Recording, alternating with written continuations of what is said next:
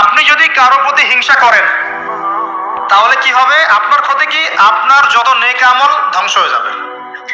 হিংসা সেভাবে নেক আমলকে পুড়িয়ে দেয় যেমন করে আগুন কাঠকে পুড়িয়ে দেয়। হাদিস শুনেছেন হাদিসটা? হিংসা সেভাবে নেক আমলকে পুড়িয়ে দেয় যেভাবে আগুন কাকে পুড়িয়ে দেয়? কাঠকে। আগুন কাছে আগুন ধরিয়ে দেন, কাঠ বাকি থাকে? কয়লা ছাই হয়ে যাবে। ঠিক একইভাবে আমল নামার নেকি সব ছাই হয়ে যাবে। আর যদি আপনাকে কেউ হিংসা করে, ঈর্ষা করে, মানে ঈর্ষা না, হিংসা করে এবং আপনার দিকে বদনজর দেয়, হ্যাঁ, আপনার ক্ষতি চায়, আপনার সাথে কুফরি করে ইত্যাদি, তাবিজ কবজ করে, তখন আপনারও ক্ষতি হতে পারে। চোখ লাগলে, বদনজর হলে, তাবিজ কবজ, আপনার ক্ষতি হতে পারে। আর এই ক্ষতি থেকে আপনি বাঁচবেন কিভাবে?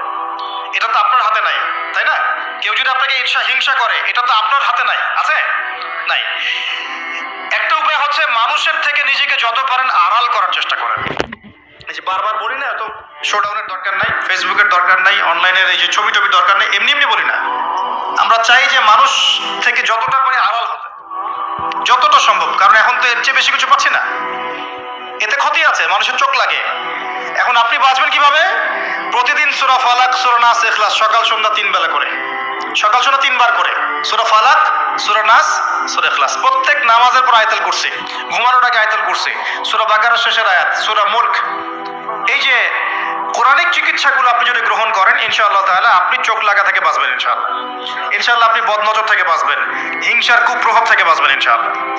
এগুলো কিন্তু হেলা কথা বলছি না, এটা এত মারাত্মক। নবী সাল্লাল্লাহু আলাইহি ওয়াসাল্লাম বলেছেন যে চোখ লাগা বদনজরগুলো